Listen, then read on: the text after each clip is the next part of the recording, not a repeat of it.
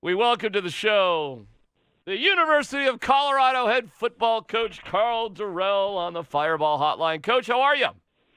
Shoot, I'm doing great now. That was a great rendition. I need to get you Yes. guys in front of our team to kind of lead it after our victory. Hey, so Coach, that was a great job. I don't know Thank if you you. guys still do it, but we used to, on the way back from away games, when we're landing, we used to try to time it. So right when we hit the pavement, we were finishing up the song. So every flight I still take to this day, I do that in my head. Every awesome. single Really? one. Absolutely. Well, we did. We still do that tradition. Yes. I So love we're on our away games, and just about before we land back in Denver, we start the fight song. So it's still alive, Tyler. So it's still going good. I love it. In our pre-show meeting, we were thinking of various ways for CU to just tell the Pac-12 to go pound sand, but I'm not going to put you in that spot, Coach, but I just want to let you know as a topic of conversation, I know you're not going to say anything. I'm not even asking you. I'm just telling the conversations we had.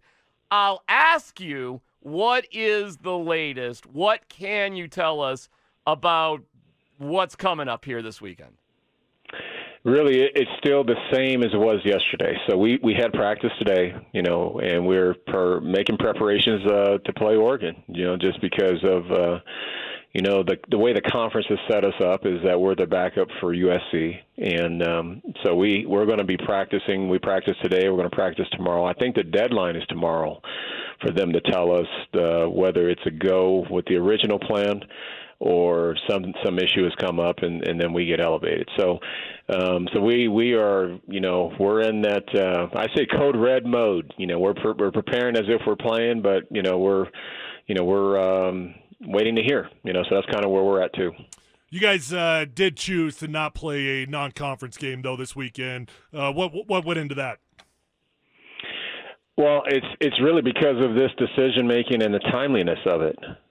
We can't make any arrangements, or normally, as you would know, Tyler, when let's say we made an arrangement to play someone else, and we knew that over the weekend, we would have been 2 or 3 days into preparation, for that. And the way the conference is set up and protected this Pac-12 championship, they're keeping us on the hook, to make sure at a certain point in time in the week that everything's okay, then take us off the hook. But the problem is that it's hard to schedule a game and make a contract and all those things when you're in limbo about whether you might be playing in Los Angeles on Friday night. So, we just felt it was just too much.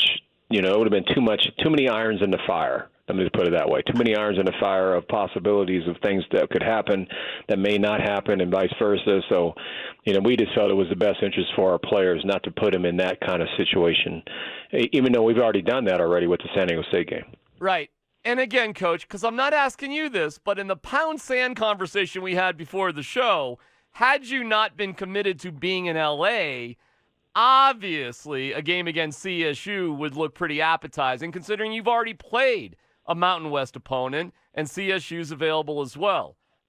How do I ask this? Did that conversation come up in the Howard halls of the Buffaloes? It did, but what we've had to do, and it's you guys. I shouldn't even say this because we're on the air and all that stuff. But our equipment trucks are leaving today. Right.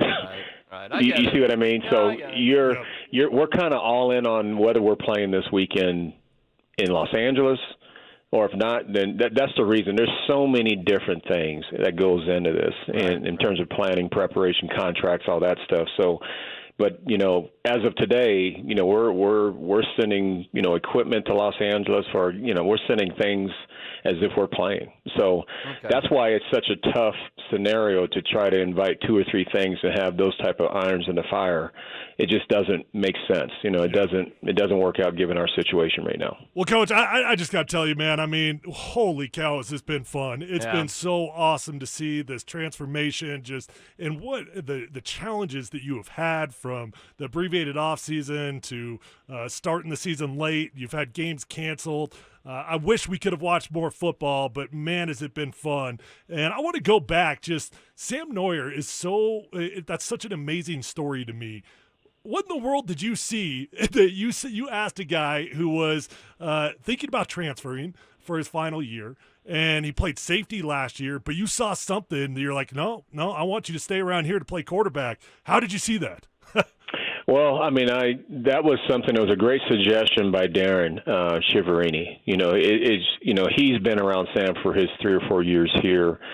Just watched him develop at quarterback, and even though he wasn't getting a lot of experience because we had a starter in Steven Montez that was a multi-year starter, that what I liked about his story more than anything that Darren told me was that he goes into last year in 2019 knowing that he's not going to play quarterback and said, you know what, I'll go over to defense. I'll go over to defense and play safety. I want to help our team be successful. He just showed me, just from the information that I've learned about what he did and the sacrifices he made for the family or for the team last year, that this is a great kid, a team-oriented kid. A lot of people liked him. He has nothing but a bunch of friends and people that say positive things about him. So, when we decided to call him and say, hey, this is your shot to play quarterback. You haven't had a chance to really get in there and do it. I said, you get a chance to compete for the job. We were thin at the position. We had a portal transfer last year that left the program prior to me being hired, and so we only had 2 quarterbacks on our roster, scholarship quarterbacks. So, he thought through it for a couple of days and said, you know what, I'm in. Give me a shot. So, Crazy. And he did a great job of just creating the mindset for himself of, I think he was dead set on getting this job, and he said, this is how I'm going to do it. This is how hard I'm going to work, and I'm going to prove it to the coaches. He's going to prove it to me. And he did all those things. So he passed all the tests. He did everything that was, required for him to be in a position he's in. And the thing about him, he's still a young player. He hasn't had a lot of experience, and he's getting better. And we're hopeful that he's coming back next year because if he gets more experience in our offense, he's just going to be that much better. Well, why wouldn't he really excited. Why wouldn't he come back next year? No, I think he is. It's just I can't really. He hasn't told me officially yet, but it's okay. One of those things. We're working through this season, like you guys have mentioned. This team, and you mentioned this earlier. I'm so proud of this team and how they worked, how resilient they've been, how they've listened and done everything I've asked of them, and it makes me want to do more for them, because of the commitment that they've made to me. So I think we're off to a really good foundation in our program, things to build from. Our players they see what it takes to win, and they understand there's a process to it, and they've bought into it. So I'm just like you guys. I'm extremely excited about the future of our program. I guess I just asked that because Lytle is going to go into the portal, and so I just assumed that was because Neuer was going to come back. But I don't know. Maybe not. Oh, were you surprised by Lytle? I was, but I understand as to when I go through that, because I think in all indications, Sam has made those suggestions to other coaches that he's coming back, and I'm sure he's in that room. Tyler was in that room for this season. So I think he felt like, if it's going to be the same thing, how is that going to benefit me? So I get that, and I want to help Tyler the best way I can for him to get an opportunity to play, and he's deserving of that because he's a great kid. He's done everything I've asked to, and when he was here, and he's a buff, because he's already graduated, so he's a great kid. So I want to make sure he kind of gets a chance to do some things he wants to do. Coach, a lot of teams, well, maybe not a lot, but a handful of teams are deciding not to play in a bowl game. You guys are bowl eligible. I'm assuming you guys will accept whatever invite. Is that right? I believe our team wants to play, and I want to play. I want these guys to reap the rewards that they, deserve. We've had a good season, and they haven't been to a bowl, in a long time.